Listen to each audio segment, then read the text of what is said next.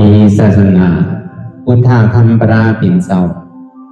เข้ามาว่าได้2 ปัก69 ว่าปีได้2 ไปปัก19นี้ปีก็จ่า3 ปัก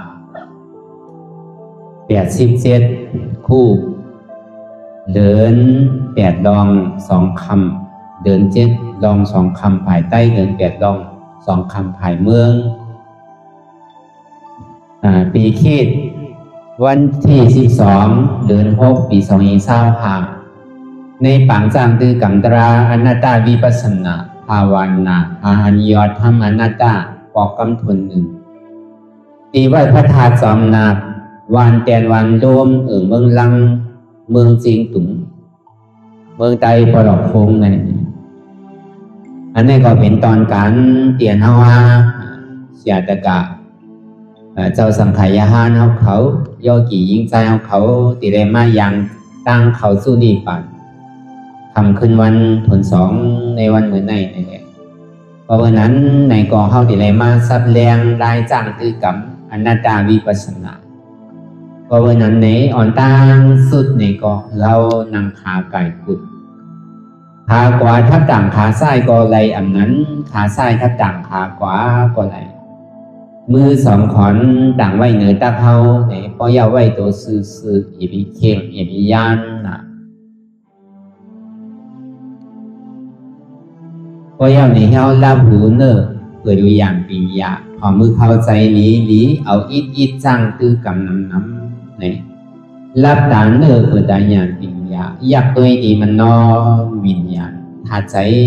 เตียนเฮาผู้นั้นอันไหลเสียนอันในเตียนมันพุทธปอกเกิดขึ้นเป็นมานั่นในก็คือเอาหมอวางเป็นอนัตตาไหลอ่อนตั้งเอาไปหันเจ็บไปหันทุกข้าไปปล่องเสียงแรงใส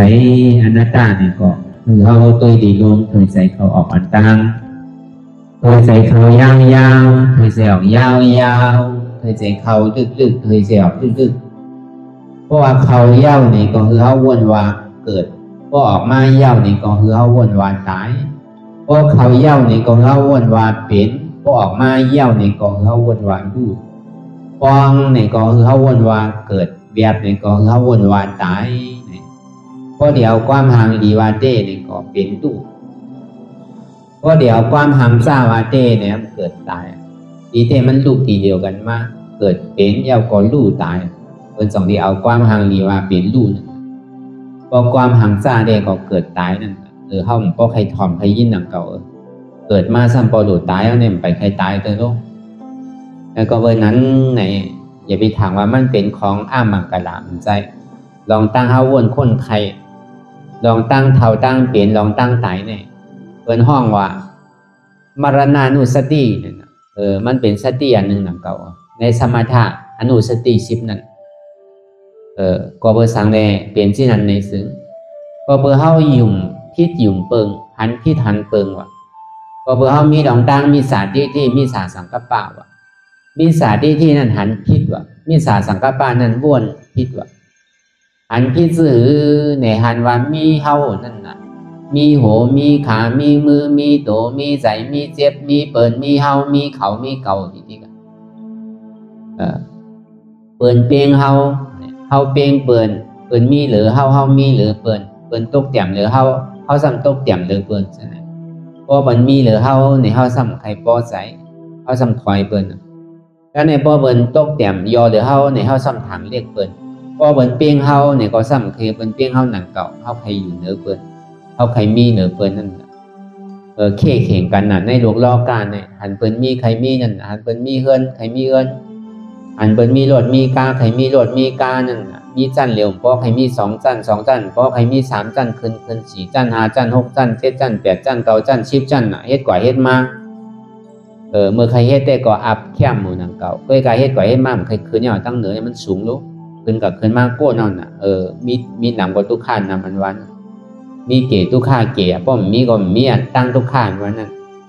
ก้อยกามมีลาได้ก็ว่านั่นเก่ามีต่อแต่อันเฮาที่ได้อยู่เศร้ากว่าเมื่อนังอันเฮามีหอมีเฮินหลายตีหลายตั้งนั่นในวันนอกก็มีในเวียงก็มีตะกี้ได้ก็มีเมษายก็มีเมืองไทยก็มีอยู่ซั่นนั่นกำโลกว่าตัวเฮินในกำโลกว่าตัวเฮินนา ดูเขาซ้ำมีน่ะดูเขามีหลายก่อหลายตั้งเนี่ยซ้ำอยู่หลายวันหลายเมืองแล้วก็เป็นเมืองเปิ้นให้เปิ้นบ่สู่อยู่เฮือนน่ะเปิ้นกว่าเหตุการณ์ตั้งนอกเหมือนเฮาไก่ไปเฮือนไก่หนังเก่าจังกว่าตั้งไรอ่ะก็นั้นก็มีน้ำก็ทุกข้านน้ำอ่ะมีเก๋ก็ทุกข้าเก๋ก็มีลองตั้งทุกข้าก็อยู่ก็กินกว่าห้อมเป็นนี้เป็นสินเปิ้นห้อมถูกนี้ถูกขอดเปิ้นก็กัดเย็นอ่ะปฏิวัติเด็กมีน้ำก็มันมีอันสู้สั่งอ่ะเหมือนกับปั่นพองยานเดี๋ยวนั้นน่ะมีรถมีการนำมาทุกข้าโน่นเนี่ยมันก็มีเป็นสีหาล่ำซ้ำใส่ควันน่ะเนาะมีควันโหลแล้วกะเสริมกะชิมไว้ที่ก่อยให้มาเสริมมาชิมไว้ที่วัดน่ะทุกข้าหนังเก่านั้นมีน้ำก็เบอร์มีควันน่ะเนาะมีลังสินน่ะมันเป็นก้าวิเต้าลงทุกข้าน้ำวันนั้นมีเก๋ก็ทุกข้าเก๋ว่ะเพราะมีตั้งทุกข้านั่นน่ะเนาะก็เพราะนั้นมีสังก็ยาวหยาเขามีน้ำเนี่ยกวนเขาซ้ำมันน้ำเนี่ยก็มีอาที่เปรียบพรดีสังวะพอมีก็หึงเป็นอัจโจหึงพอเฮ็ดอะไรหายอะไรหึงพอใจพรดีอะไรเต้นเขามีเฮิร์นก็เป็นเฮิร์นเลี้ยงก้นอย่าไปคือก้นเลี้ยงเฮิร์นนั่นน่ะเนาะมีเฮิร์นน้ำเขาซ้ำกลุ่มการเลี้ยงหมดมันที่ก็ทุกข้าอย่างเก่าพอมีเฮิร์นน่ะโดคือมันเลี้ยงเขาว่ะตัวหาเตียนมันจังกล้าจังขายตีหาเตียนมันจังปล่อยอันจังเหตุการณ์ให้งานอะไรวะเพราะเขาอยู่ดอกหลายๆเนี่ยเป็นห้องว่าก้นเลี้ยงเฮิร์นว่ะพออยู่จ้อมมันสั่งถูกเป็นจ้อมกาดจ้อมดีเป็นจ้อมตาจ้อมตั้งที่นั่นเป็นห้องว่าเฮิร์นเลี้ยงก้นพวกหมอเอาก็ช้ำสารหนังเก่าพวกหมอเอาก็ทุกข้าหนังเก่าเขาสัมผัสได้เลี้ยงมันนุก็เพราะนั้นในลองตั้งอันในอันเขาวนว่าง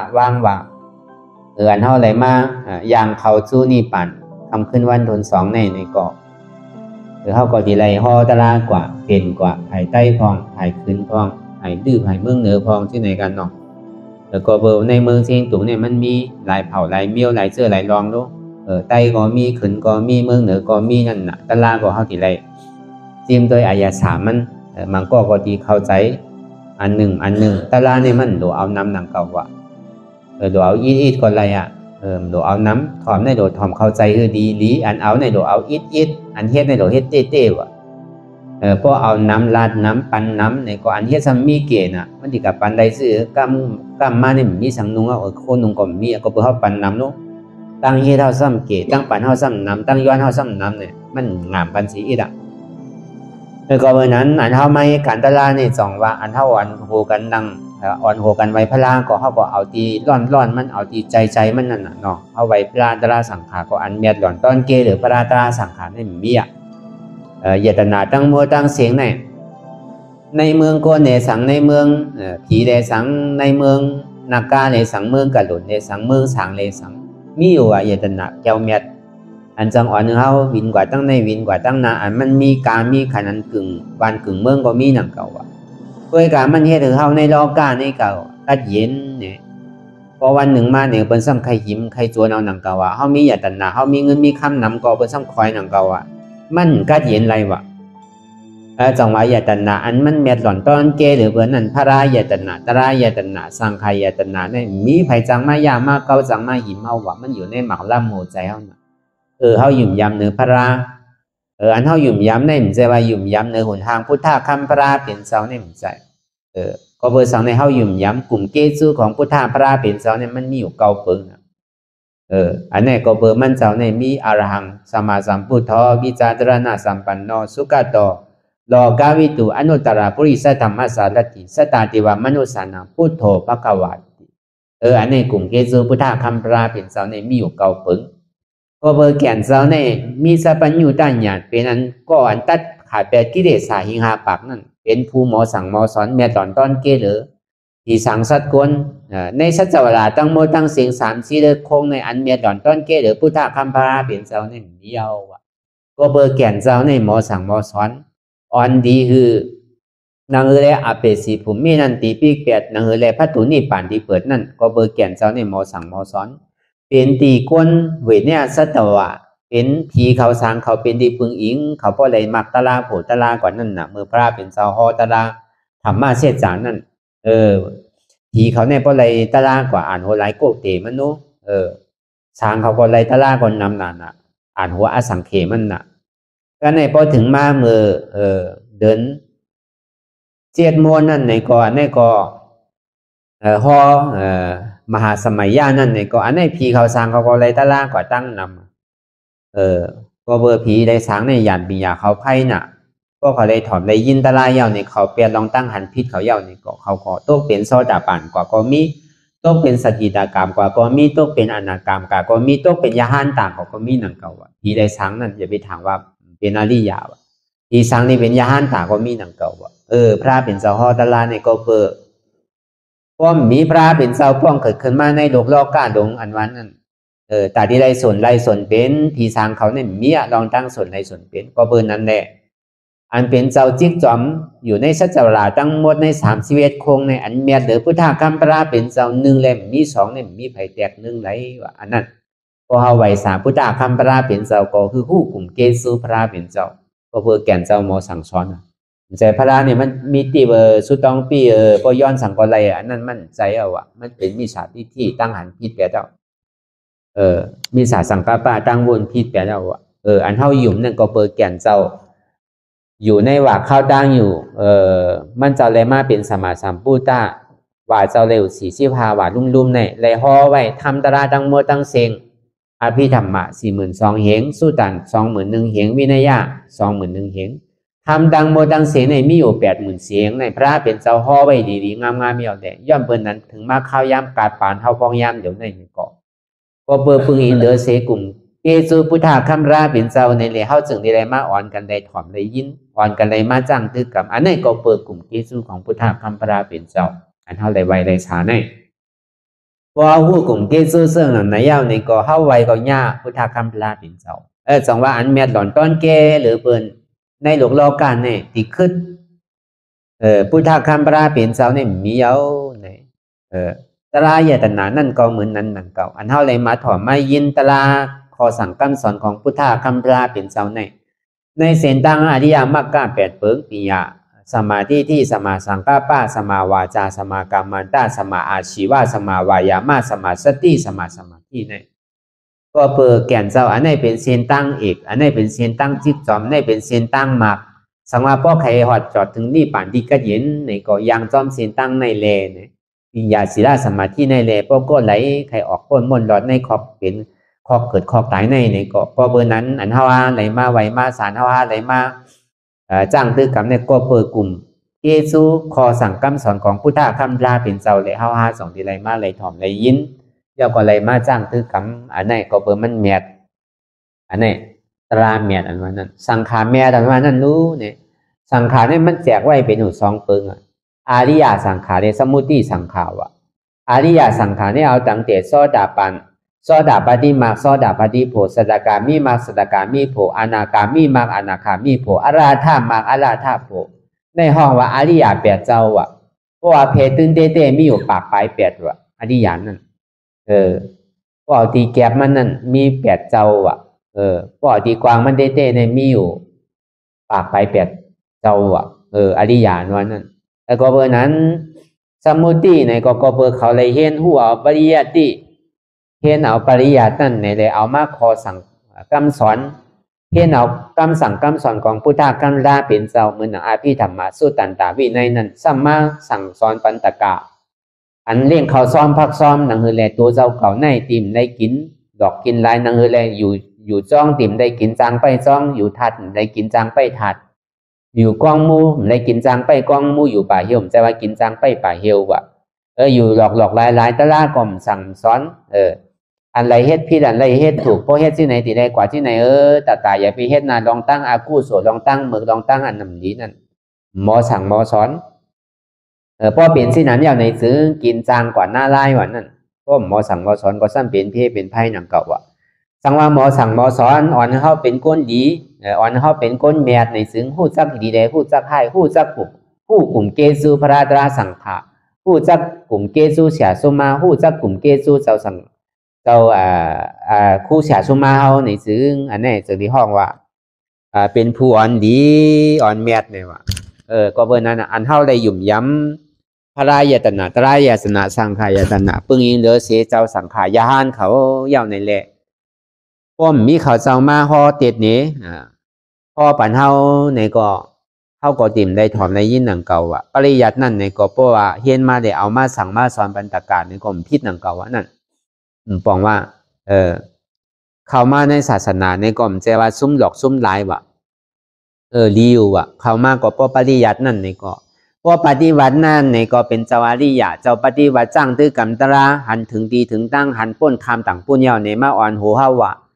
แต่กะเขาเฮ็ดที่ไหนนาพอดีนางตะลาพอดีจ้างตื้อกำตราเนี่ยพอที่ไหนเส้นตั้งมั่นใจนาที่ได้เฮ็ดที่ไหนที่ได้ลงเฮอล่ำเหลียวกันนี่แหละ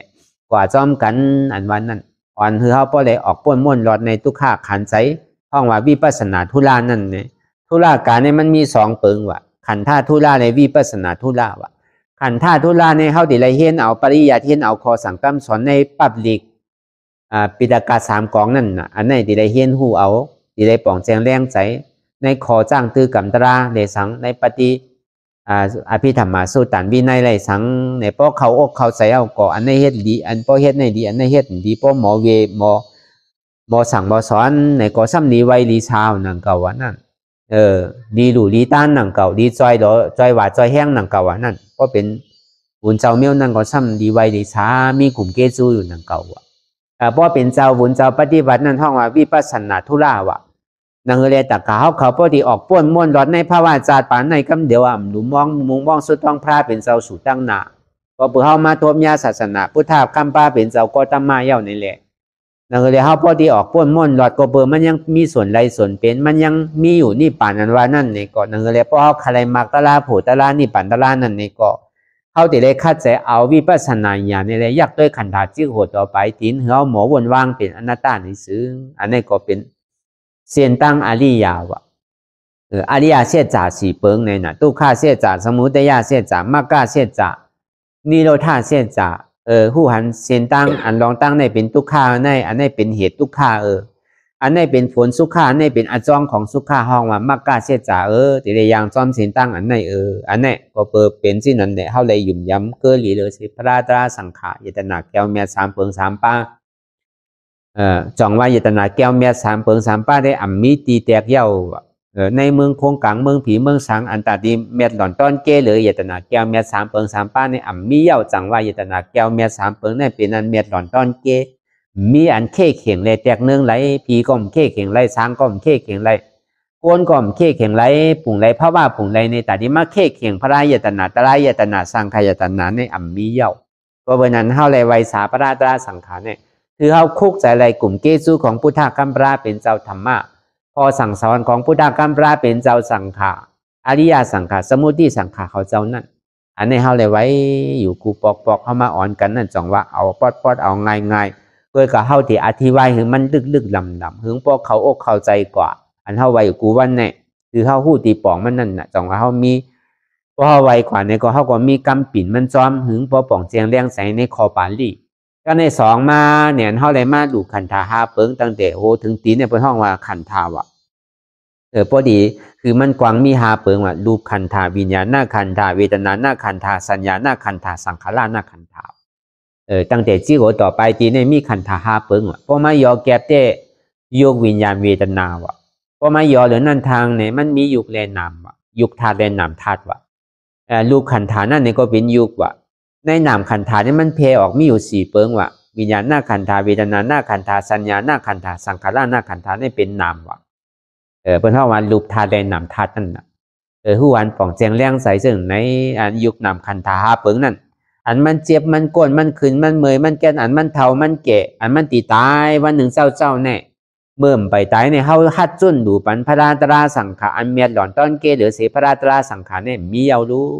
เฮาตีหลูเยาเฮาติ่มลักเอาขึ้นเยาในโจข้าวอันเฮาเลยนั่งตะลา2 ชั่วโมงเนี่ย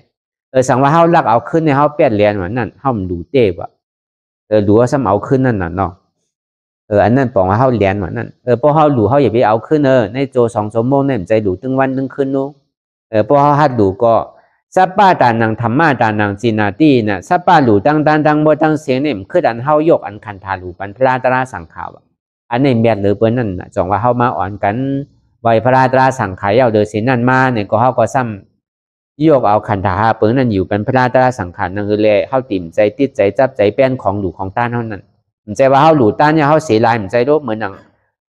อันเฮายามหลู่ยามตั้นแต่กะเขาหลู่ตั้นเฮาก็หลู่เฮาก็มีใจปีติมีใจโหมโจมจังที่หลู่น่ะเมื่อนั้นหนังก่อนเฮามาหลู่ขันธาหาเปิ้นเฮาในก็เปิ้นเฮาโหมโจมหลู่เฮาน่ะสังว่ามันเจ็บก้นขึ้นเคยเมื่อยแก้นมาสังว่าเป็นขาเจ็บแอวเจ็บมาสิที่เฮาหลู่เฮาก็มันมีเอาขานั่นโหตัวเฮาอันว่านั่นตัวเฮาใจเฮาอันว่านี่มันมีเอาน่ะไว้ใจที่ไหนกันเฮาหลู่นั่นก็ในสามมาเนี่ยอันเฮาอ่อนกันตัวอริยะเจ้าเขากูเจ้าตั้งหลังเปิ้นมาในสังพองยามมือเหลียวนั่นในสังเฮามันจังว่าก็เลยเป็นอริยะเฮาฮู้แล้วมันเหมือนหนังเอาลาวติดไว้เหนือว่าลูกก็ได้เป็นอริยะว่านี่มีไผบ่เปิ้นเป็นเปิ้นลาดนั่นน่ะเนาะเฮาฮู้อะไรน่ะมังปอกในใจเฮาจังกะวนพิษเปิ้นน่ะจังกะลาดพิษเปิ้นน่ะจังกะหมอใจเปิ้นที่ไหนก็พิษเอาว่านั่นใจวนอำลีชบลาด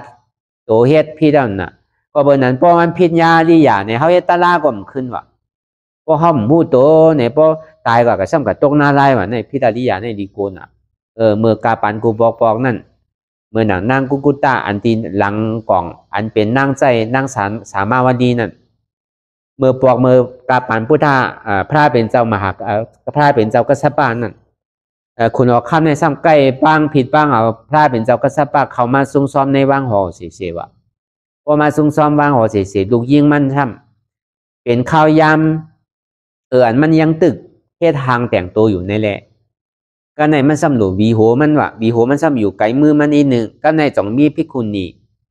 เป็นภิกขุที่เป็นยาหันตาเป็นอริยานั่นน่ะมันถึงที่หันนี่แหละห้องใจมันว่าอ๋อเจ้าเขาเอาวีโหมาปันพองรู้เนี่ยว่ะก็ในมันซ้ำบนในใจว่านั่นเจ้ายาหันตานั่นพวกเก่าติ่มเอาปันมันซ้ำดีใจล้ำพอมันใจล้ำเนี่ยมันซ้ำดีกับตรงหน้าลายเนี่ยหูก็หือว่าก็เปิ้นนั้นเนี่ยต้าก็เอาปันมันก็ยังมันดีเป็นก้นใจก็เป็นสังอ่ะก็เป็นนั้นก็มันก็เอาวีโหนั่นปันนางดูหอคำนั่นน่ะก็เป็นนั้นเนี่ยมันเกิดมาในอะไรกับเป็นก้นจางเนี่ยเป็นก้นใจก้นจางไปกับเป็นก้นคาไว้ในหาปากจัดว่ะต่อถึงพอเป็นจัดสุดท้ายมันมาทมยาพระเป็นเจ้าก็ตามมาเฮานั่นก็ในมีทางพระว่าปอกหนึ่งไหนซ้ำมันซ้ำกับยาพระปัจเจกาเจ้าอ่ะพระปัจเจกาเจ้านั่นเนี่ยเป็นพระลาอ่อนนั่นน่ะสร้างปรามีในข้าวตั้งสองอสังไขไปเชนกัมพาเป็นพระลาเล็กจังสั่งจังสอนอะไรก็กับเป็นพระลาโอเหลือเสพระลาเป็นเจ้าเฮาเย่านี่ก็เป็นปัจเจกาพุทธาในนำปัจสองเจ้ามหาสาวกาเขาในนำปัจสามอัคราสาวกานั่นมหาสาวกานั่นนำปัจสามนั่นนำปัจสี่เป็นที่นั้นก็เฮาว่าแล้วก็เบอร์นั้นกันย่าเจ้าปัจเจกาพุทธาเนี่ยเจ้าปัจเจกาพุทธาซ้ำเท่าหลังซ้ำกล่องไว้ว่ะเพราะว่ามันมาตุงซ้อมในนางในซ้ำเฮียนว่ะหันเจ้ายาหันเจ้าพระเป็นเจ้าปัจเจกาพุทธาเลยเหมือนหนังหยอกเล่นนั่นน่ะหยอกในก้นเมืองก้นหอมันนั่นน่ะเจ้าอันใกล้มาเนี่ยมันนั่งเพราะว่ามันไปเนี่ยหลังมันโกงว่าจีเนี่ยไปก็ขยุกไว้เนี่ยมันเฮียได้แหละตึงโคยแหละตึงปอใสนั่นน่ะเหมือนหยอกกันเล่นนั่นน่ะก็เปิดที่นั้นในแหลมมันก็ซ้ำอะไรกับตกนาลายอันมันได้พิษวจีกรรมนั่นกายกรรมมันได้เห็นมันได้เฮ็ดเนี่ยนั่นเนี่ยก็เป็นนั้นมาในหลังมันมากล่องไว้นั่นน่ะแล้วก็เบอร์มันได้กับพิษปัจเจกาพุทธาแหละกายเห็นเยิงปัจเจกาพุทธาแหละก็เบอร์นั้นน่ะก็ในมันก็ซ้ำในลุ่มลาเจ้าปัจเจกาพุทธาซ้ำในลุ่มลาพระเป็นเจ้าก็เบอร์กู้โสตั้งเดียนมันในลุ่มลาเนี่ยก็มันก็ซ้ำในมาเป็นธรรมปฏิกานั่นก็ว่านั่นนางครูจ่านั่นอันเป็นขาใจของนางสามาวลีนั่นอันเป็นนางซุ้มหลวงของคนออกคำอุเทนในเมืองเวชาลีนั่นก็เบอร์นั้นอ่ะก็เบอร์พรเดียนมันเลยลุ่มลาปัจเจกาพุทธะเลยใส่เขาวัดเขาซ้อมยาวกว่าเลยลุ่มลาพุทธะคำปราเป็นเจ้ามันซ้ำมีดองตั้งสุดต้องไม่ว่าพระวาจาตั้งหนามาหนังอันตราเจ้าเขาไรนั่นคือคาไรคือคาเพราะไรหู้เหมือนที่ไหนหนังกรรมเสียกรรมเนี่ยก็เบอร์มันมีดองตั้งสุดต้องไว้ว่าดองตั้งกู้โสก็ซ้ำมีหนังเก่าอากู้โสเตียนมันเลยกัดใจเจ้ายาหานาดิยาเขาก็เอาวีโหมานั่นซ้ำมาเป็นก้นใจบนในหาปากจัดว่ะอันมันเลยที่เนี่ยเจ้าพระเจกาพุทธานั่นในซ้ำในมาเป็นก้นหลังงออยู่ว่ะนั่นก็ก็เบอร์นั้นอ่ะมันยามมีน่ะในพระเป็นเจ้าก็ตามมาเฮาในห่อไว้ก็มีอยู่อันเฮาไรถ่อมได้ยินก็ที่มีอยู่ก็เบอร์นั้นในห้องจังว่าอะไรอติกาลาป่นมาพระว่าจัดไรหูเขาจังพิษจังเปิงในอริยาเขาในก็เป็นไรก็เบอร์นั้นเขาไว้ใจดีๆงามๆไม่แหลมว่าก็ไรเสมว่าเขาไรพิษไรเปิงกว่าอริยาเขาเจ้าในเปียดเจ้าใน โสดาปฏิมรรคโสดาปฏิโพสตกามิมรรคสตกามิโพอนาคามิมรรคอนาคามิโพอาราธามรรคอาราธาโพได้เจ้าไรป้าไรเสมว่าเขาได้พิเตอร์ก่อนนี่ก็แค่นต่อ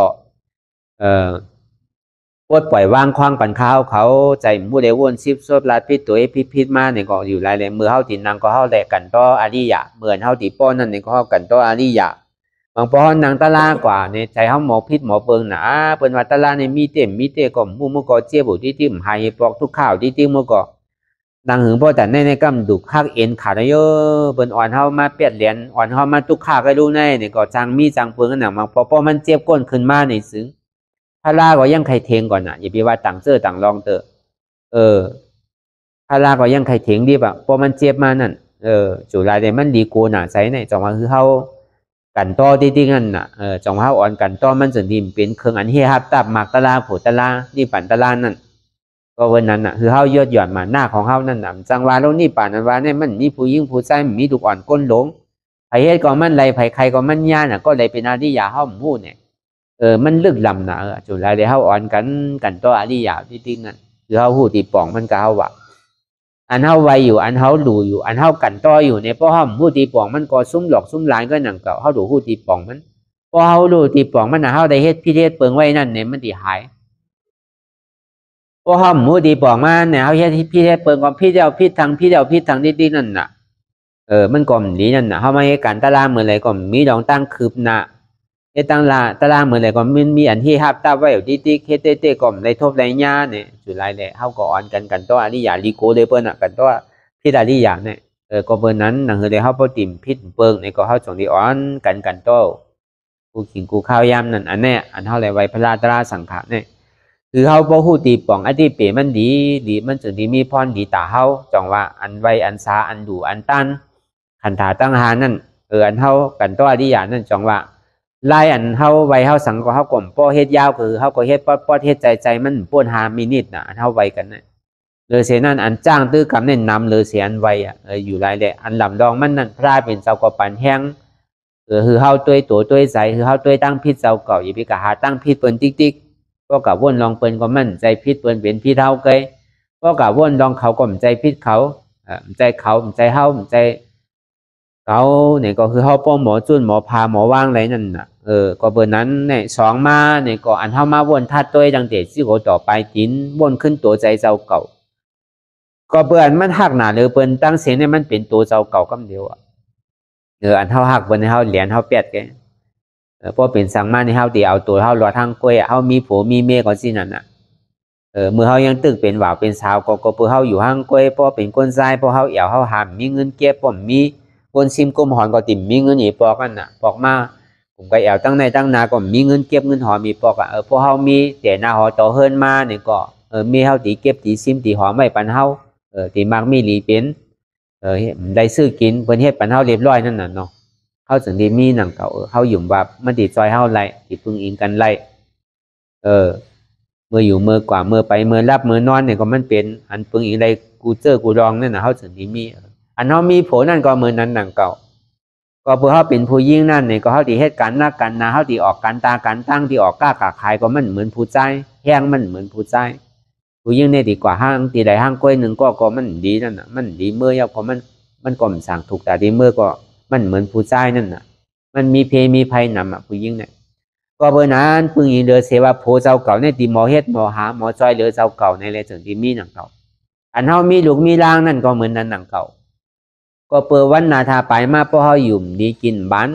เขาดีลุ่มลาเขาดีต้วยถึงเขาเพราะเขาเท่าเขาแก่มาเนี่ยเพราะเขาคือเขามวยมากก็เขาดีมีตีปึงตีอิงเขาดีต้วยถึงเขาเลยเขาถึงดีมีหนังเก่าบนตัวดีสังว่ามีเมสมีเหลือก็แม่แอวจอมห้างไอแอวจอมปล่อยจอมลังแอวกินเรากินยาแอวต่อไพ่ต่อเตียวแต่พวกหูตั้งแต่เขาได้ยุ่มว่าไผ่ก็มใครมีนั่นเพราะมันเปลี่ยนสิ่งนั้นก็เขาว่าอันเขามีไผ่กลมไข่เมียนั่นโผก็เหมือนนั้นนั่งเก่าถามว่ามันดีจอยหรือเขาจอยเหตุการณ์เหตุงานจอยหาเงินหาคำกล้วยกาซ้ำมาเฮ็ดกว่าเฮ็ดมาเขาซ้ำเลี้ยงปลาโผมกาเลี้ยงปลาเมย์ทางเอาเลี้ยงปลาดุกทางที่ไหนถ้าเป็นโกนแอวกลางค่ำกลางคืนแอวเรียนตั้งในแอวกินเหล้าเมายาเฮ็ดตั้งกาตั้งขาย ปอกมาโดไม่ย้อนเงินลูกเงินเมียไงเนี่ยมีนาทีปนพรเป็นปอเจ้าเฮิรนเนี่ยซ้ำให้ป้อกินเรากินยาปองมาซ้ำป้อหมอป้อดูป้อเมียหมอป้อห่อห่อป้อเฮิรนจะไหนหมอพิษดูพิษเมียจะไหนสังว่าหู้ตั้งแต่เงาหูปึ้งมันแต่หยุ่มว่าก็มีไผคันไรหนังเก่าป้อผัวดีเว้นสินั่นแต่อันเอามีหลวงมีลังเนี่ยก็เบอร์ใครเขาแดดเขาเซียวเห็นดิกสอนดิกปันเขาหนึ่งเขาตีมีปีหยาตั้งหูนางเรียกเขาป้อดีหมอกล้าหมอขายเนี่ยเขาก็สั่งปันเขาสอนปันเขาก็เบอร์นั้นเนี่ยนางเขาป้อดีหมอเขาว่าป้อมีลูกเหลือกำก็ตู้ข้ามีลูกผอมก็บ่ซ้ำทุกข้าหนังเก่าพอเห็นดีเห็นไล่หนาเมากับอยู่วันเปิ้นเมืองเปิ้นพอดูดีเปิ้นซ้ำใครไล่หนังเก่าพอหูดีคนไล่พอเขาอยู่วันเปิ้นขึ้นใหญ่ไม่สูงมาเนี่ยก็มันใครอยู่ซ้ำปอซ้ำเมียสองว่าพี่ฮิวิปโยโกตุโขมาโกเนี่ยอันเขาหักเขามากเขาเสกอัมผาดดีกว่าซ้ำผาดตายก็เป็นทุกข้ามังปอกอาศัยยังตึกหนุ่มอยู่เลยตายแบบก็มีด้วยอันนี้ก็เป็นทุกข้าสังว่าหูที่ไหนก็ติ่มใครมีหนังเก่ามีลูกวายหยาบหรือกำถ่อมกำในก็ถังว่าที่เป็นก้นวางไงถ่อมกำอยู่ซ้ำการก่อมเฮ็ดเอียงก่อมเฮ็ดขี้ข้านพิษปอพิษแม่หมอหลักหมอสน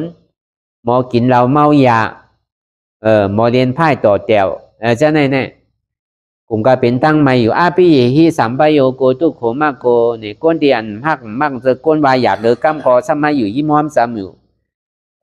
มาอยู่เหมือนหนังโจรอยู่ในเฮิรนเหมือนหนังไฟลูกอยู่ในเฮิรนอยู่ในซื้ออยู่วันใดก็ทุกข้าวันนั่นอยู่เฮิรนใดก็ทุกข้าเฮิรนนั่นอยู่เมืองใดก็ทุกข้าเมืองนั่นสังว่าหูตั้งแต่เงาหูปึ้งมาได้ติ่มใครมีดุกเนี่ยเพราะมันวายหยาบหรือกำสินั่นแต่ดุกวางไงได้ใครมีอยู่ดุกเหลือกำในไผก็มใครไรไผก็มใครมีก็เบอร์นั้นพอมาบนถ้าสั่งด้วยดีเนี่ยปองว่าฮือล่ะปองว่าตัวเจ้าเก่าเนี่ยก็เบอร์หักตัวเจ้าเก่าถึงที่เตะนาหอต่อเฮิรนก็เบอร์หักตัวเจ้าเก่าเลยถึงที่มีลูกมีลังสังว่าโฮมหลีเมมหลีลูกหลีได้ก็มันก็มีเอาพอหูสินั้นก็เบอร์หังล่ะก็เงาปึ้งมันเต้ๆเนี่ยก็เบอร์หักตัวเจ้าเก่าได้เป็นแต่ก็เบอร์นั้นกาเป็นเจ้าพุทธาพระเป็นเจ้าว่าในโลกโลกาในอันเฮาหักหนาเหลือเพิ่นได้เป็นตัวเฮาอันเฮาหักเพิ่นในเหรียญก็มันก็ยังก็เย้าหยาป้อไผกึ่งกลางปอกเกิดขึ้นเป็นมาในเฮาที่เอาตัวเฮารอดอนตั้งกล้ามาเฮาจึงนี้คุกใจไรว่าไผมีนั่นอยู่ในนั้นพอมาบนทัดสังตัวเหมือนเฮามันดังตาลาเนี่ยก็เหมือนนั้นดังเก่าเพราะว่ามันเจ็บก้นขึ้นเมยแกนมาได้ก็ใจอันพ่งผิวดองดุกดองดังดองหอดองเฮิรนดองไตดองเหนือเนี่ยมันหายกว่าเชียงอันมันอยู่เมื่อเดี๋ยวเนี่ยมันมีเจ็บอยู่ที่ขาเนี่ยเจ็บอยู่ที่ก้นเจ็บอยู่ที่เอวในแก่เพราะมันหันเจ็บที่เนี่ยเปิ้นเนี่ยหายกว่าตั้งไรก็มุ่มคุกใส่ไรไผ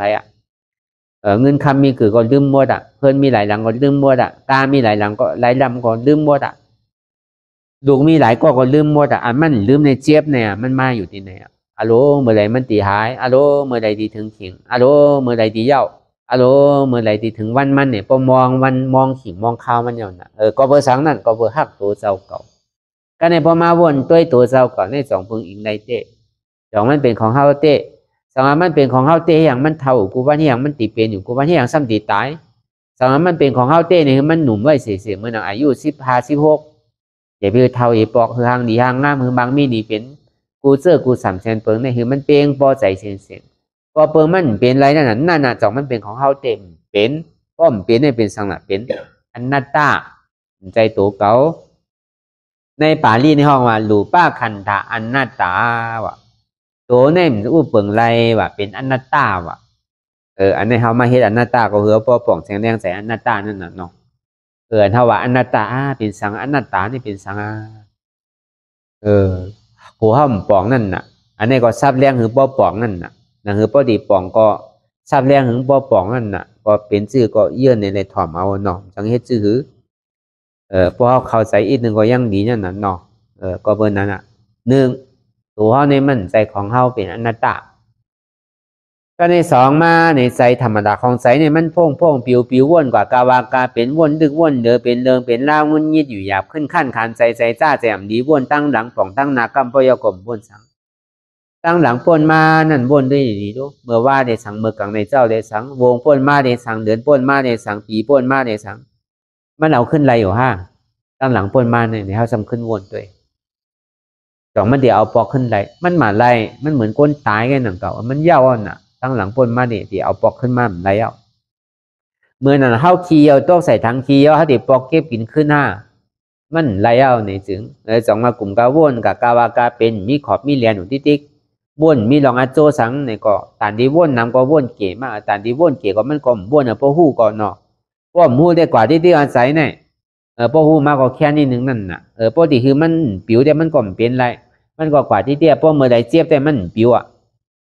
เวลาพอมันเจ็บมาเนี่ยซ้ำเป็นเพ้อเกาผีเกานั่นเนาะเกาโกเจ็บเกาโกเพ้อเกาโกผีเกาซ้ำใครเพื่อนนั่นน่ะเมื่อมันเจ็บมันซ้ำปิวน่ะซ้ำมาอารใจในเป้ทิ้งอย่าเป้ปิวพอมันเจ็บมาพอใจหนีมาซ้ำโกเจ็บอะก็ไหนซ้ำโกเกาขึ้นนั่นแหละโกเพ้อเกาโกผีเกาขึ้นน่ะมันโดเอาเพ้อเกาผีเกาออกทำโลโก้อะใจในเวนที่ไหนป้อมใจก็วนตั้งนาเมื่อฟุงเมื่อฮื้อมาวงนาเหลือนาปีนามาเนี่ยก็ซ้ำมันก็มีหย่องกับวนถึงจัดนาก่อนอ่ะตั้งนาในวนด้วยดีๆมีไผ่หู้ไรพองไหลฟุงมาเมื่อฮื้อมาเนี่ยสังมาหู้ไรได้เป็นสัตเทลงกันหมดเอาทีดีออกเมื่อไรวันที่หนึ่งมาเนี่ย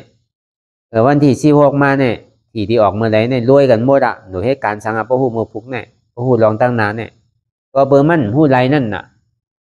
มือหนังก้นนอนรับก้นหนังเก่าอ่ะสั่งมันเตะพอนอนรับแต่พอตื่นมาอาปลามมีสังวะก้นมือหนังก้นนอนรับวะวนตั้งนานนั่นก็ในพอนางอยู่หันอยู่อันมันเจี๊ยบในมันมาอยู่มันมาดีตัวดีใจว่าซ้ำบ่นบางพอวนกว่ามันซ้ำมาหันเตะพอหันอยู่บ่นให้กว่าให้มาเหงาดับอ่ะพอวนกว่าวนมาหันเตะให้กว่าเข้าใจก็ปิวกว่าที่เดือเหมือนหมักลอกกิงซ่อมกลบ่วงเอากับตกลุกคุกในก่อนตกใส่แบดนั่นน่ะโอ้แบดนั่นน่ะพออยู่พอหันอยู่บ่นให้มันเหงารับแบดนั่นน่ะเป็นห้องว่ะพอหันอยู่บ่นอยู่หันซ้ำเป็นสังเหมือนก้นตาบอดว่ะอันเท่าหายหัวซ้ำมาหันน่ะอันเท่าหันอยู่ก็ซ้ำมาบ่นเนี่ยมันเปิงเหมือนหนังก้นตาบอดว่ะอันมันบ่นกว่ากาวากาเป็นนั่นเป็นสังไหนบ่นมีขอบมีเหรียญก็เปิดสังในเป็นในเนาะก็เปิดว่าใจในก็อ่ำใจของเขามันเป็นอนัตตาในปาลีในห้องว่าวิญญาณหน้าขันธาอนัตตาว่ะใจในอ่ำอู้เปิงไรมันเป็นอนัตตาว่ะอนัตตาเนี่ยบอกว่าอนัตตาว่ะอาสาลกเถนะว่ะอาสาลกเถนะอนัตตาว่านั่นมันมีร่อนมีแกนว่ะเหมือนหนังตุ้มกล้วยนั่นว่ะ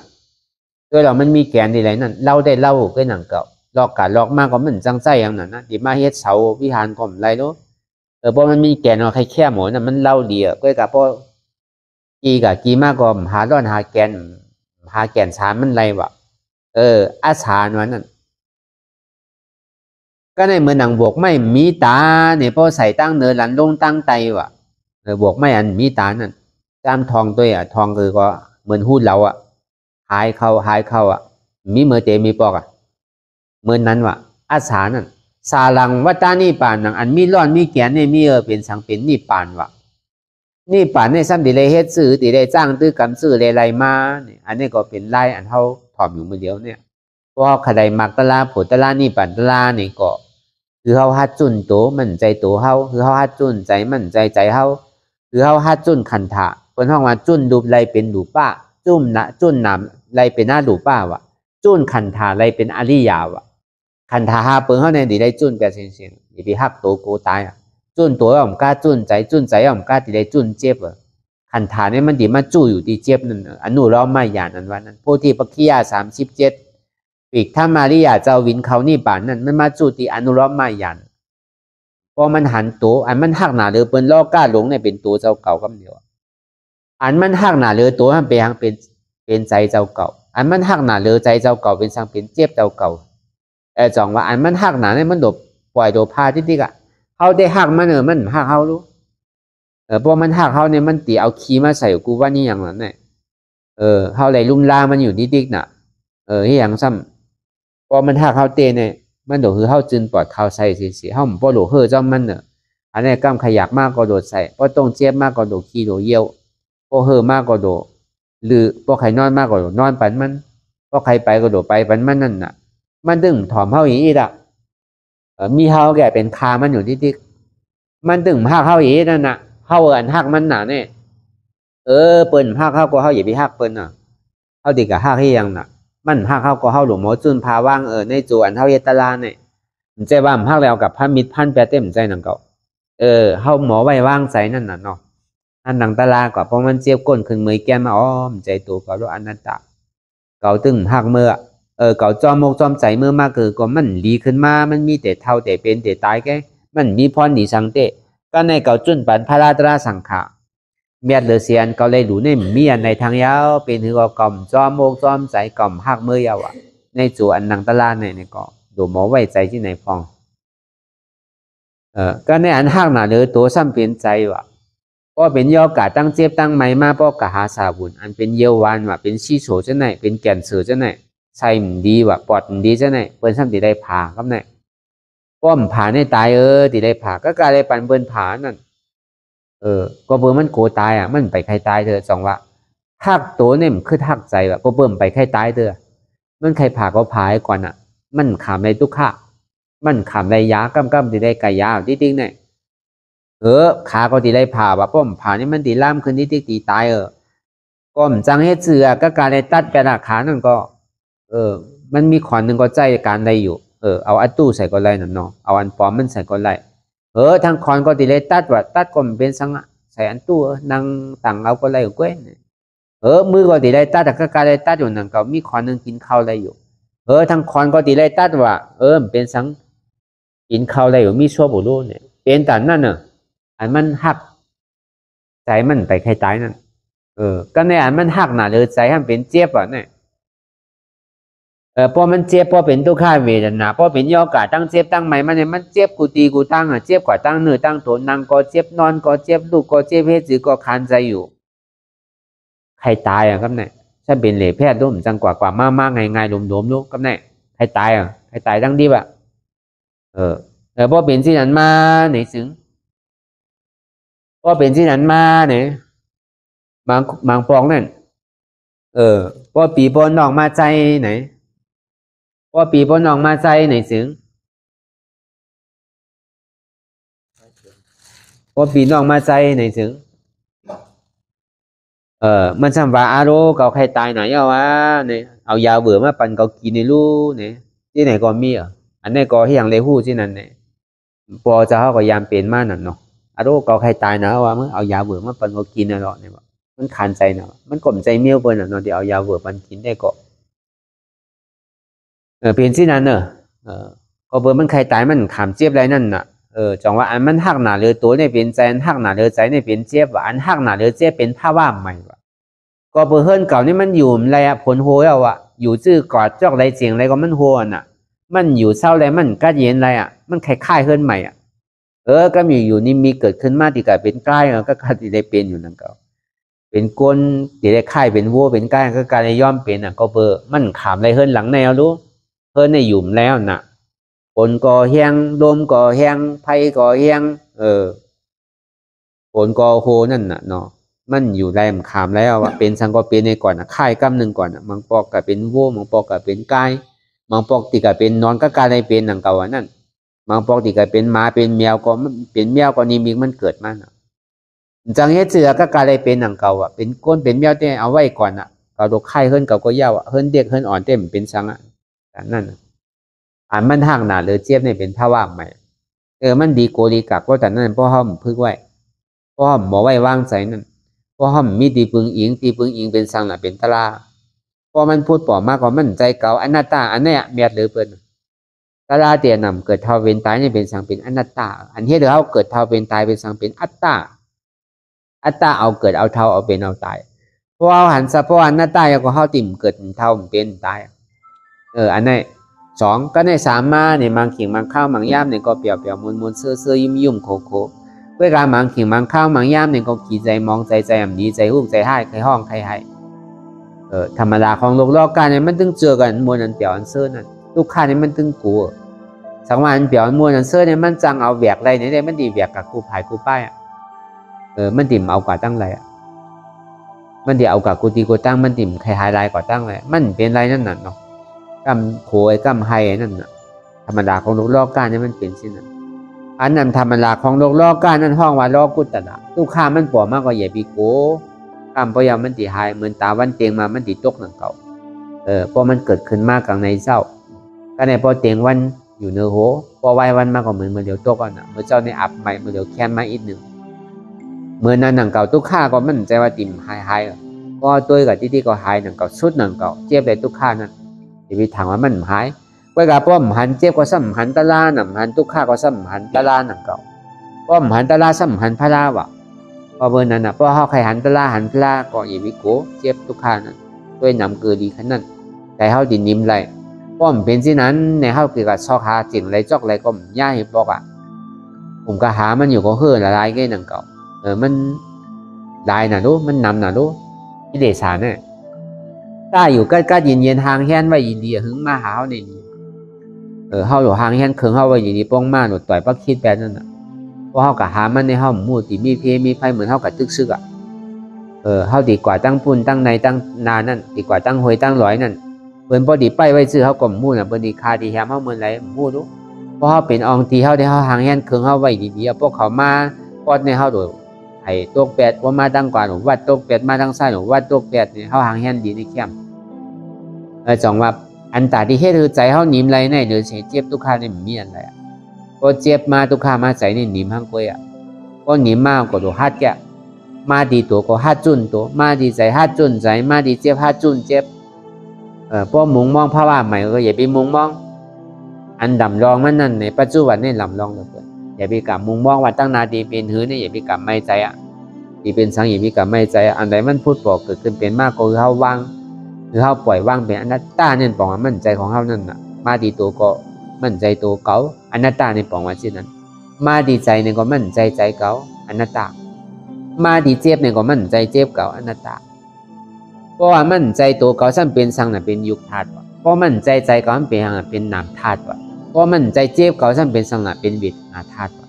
ยุคธาตุนั่นเป็นหือละมันสืบเป็นสืบรู้แหลกลายค่ายกว่าสืบเป็นสืบรู้แหลกลายค่ายกว่าที่กว่ายุคธาตุนั่นมันอยู่ที่เก่าที่เลี้ยวกำเจ็บกำเสียบกำไม้กำแกนนั่นน่ะเป็นห้องว่าสืบเป็นสืบรู้แหลกลายค่ายกว่าห้องว่าสันตติในห้องว่าสืบเป็นสืบรู้แหลกลายค่ายกว่ามันเป็นสันตตินั่นน่ะแหลกลายค่ายกว่าอยู่กูขิงกูข้าวยามมันอยู่ที่เก่าที่เลี้ยวเรียกลายค่ายกว่าอยู่ดีๆในห้องสันตติเจี๊ยบเนี่ยมันใจว่าที่มีเป็นคืบเจี๊ยบันวาเนี่ยมันใจว่ามีเป็นศอกเจี๊ยบันวาเนี่ยมันใจว่ามีเป็นว่าเจี๊ยบันวาเนี่ยมันใจว่ามีเป็นลักอย่าไปกลัวมีเป็นลักนี้เพราะตัวกว่าก็สุดหนังเก่าเมื่อเขานั่งได้เหลือใจเด้อเพราะเขาพ่อก็หายหมดเว้าเนื้อเว้าตัวเว้าใจเมื่อเขาตึงนั่งได้เหลือใจก็กับพ่อนั่งต่อถึงเจี๊ยบมันพ่อลูกกว่าลูกค้านั้นพ่อลูกกว่าในการเย็นกำเดียวพออัตตาก่อยไปก็เข้มหนาวอภัยภูมิทั้งสี่อเปสีภูมิปิ้งไปแล้วก็กาดเย็น3 สาวนี่ป่านนี่เปิดไว้พอเขาฮัดเทศก็ฮัดจนฮัดพาฮัดว่างของก็ถึงนั่นเก่าพอมีรอพาต่อสาโมหะมานะรอพาเฮาเกต่อสาเฮาเกมานะเฮาเกโมหะเฮาเกนี่ได้ก็มันไหลตะลาไว้นั่นเก่าพอรอผ่านน้ำต่อสั้นน้ำโมหะน้ำมานะน้ำก็ตะลามันนานไหลอีกนึงพอเบิ่นนั้นเฮามาตึกอย่างไรรอพาเฮาตีเกอันเท่ายามใครน้ำนั่นหนึ่งเท่าปกติใครเกะอันเท่ามีใจต่อซาเป็นขี้ใจลำใจกำนั่นหนึ่งเลยเท่าตีเป็นก้นใจหลีขี้ใจลำนั่นนี่ก็เท่าก็มาพึกนั่นหนึ่งเลยโมหะอันเท่าหูเท่าปอได้หูมานั่นหนึ่งหมาหน้าเท่าแผ่นสูงเท่าอัตตาหมาหน้าเท่าติ่มใหญ่นั่นเท่าโดหมอถอมเปิ้ลอย่างวิเอาเท่าว่าห้างกล้วยนั่นในซึ่งอันนี้เท่ามาตึกตอมันนั่นตึกอิเดสานมันปกติเกะว่าเพราะเป็นที่นั่นในซึ่งพอการตลาดเนี่ยรอผ้ามันโดดเกะต่อซาก็โดดเกะโมหะหมาหน้าที่ตั้งโมตั้งเสียในโดดเกะอันนั้นจะในห้องว่าอันเท่าการตลาดเนี่ยตัวตอนขืบนายถึงมันหมดสุดเสียงไรเนี่ยก็ลองรอผ้าต่อซาโมหะหมาหน้าที่เขาเนี่ยยอมลงอยู่เนี่ยก็บอกว่าเป็นคนขึ้นจันนั่นก็เป็นคนที่แมดก็มันซุ้มได้น้ำแมดอยู่อีกนั่นก็แล้วก็เบอร์นั้นลองอันเปียวหมุนเสื้อนั่นก็เหมือนนั่นก็นั่นเปิ้นห้องว่าอันเจ็บแก้นต้องตัดใจตัวเขาเนี่ยเป็นยุคทัดนี่สืบเป็นสืบดูแหลกลายค่ายกว่าดิ๊กเพราะมันใจเขาเนี่ยเป็นสังน่ะเป็นนามธาตุว่านามธาตุซ้ำเป็นหือเจ็บแก้นต้องตัดนี่สานสันไว้คมแต่นี่เป็นวายย่อธาตุลมว่ะมันใจเฮานั่นเป็นธาตุลมใจเก่าอนัตตาอันใหม่กระดุนหนาวนั่นเป็นธาตุไฟว่ะมันใจเก่าเป็นอนัตตาว่ะอันนักเบาอ่อนแข็งเนี่ยเป็นปฐวีธาตุลิ้นว่ะมันใจเก่าอนัตตาว่ะอันจับยายจิ้มหยอดเป็นรูเนี่ยเป็นอาโปธาตุน้ำว่ะมันใจเก่าเป็นอนัตตาในห้องเป็นนามธาตุ เวทนาธาตุเก่าเจ็บเก่าแสบเก่าไม่เก่าแก้นเก่ามีเจ็บมีป้อมมีเก่ามีเจ็บเป็นสังเป็นเวทนาธาตุว่ะมันเป็นตาเวทนาทุกขาเวทนาสุขาเวทนาอุเบกขาเวทนาทุกขาเวทนาก็กำนักกำแข็งกำไม่ป้วนกัดบนนี่เป็นทุกขาเวทนากำจับกำจึมกำเป็นอยู่จะไหนเป็นทุกขาเวทนาถ้าในสุขาเวทนาห้ามเว้าอ้นอุ่นยายลู่อันนี้เป็นสุขาเวทนาอุเบกขาเวทนานั่นดีลู่จ้าลู่ดีก็มใจเตะจ้าก็มใจเตะนี่เป็นอุเบกขาเวทนามันเป็นเวทนาธาตุวันนั้นช่างดีเลยเอาสังในก๊อกออกละธาตุตั้งโมตั้งเสียงนั่นธาตุดินน้ำลมไฟยุบธาตุน้ำธาตุเวทนาธาตุนั่นดีเลยเอาธรรมะธาตุว่ะ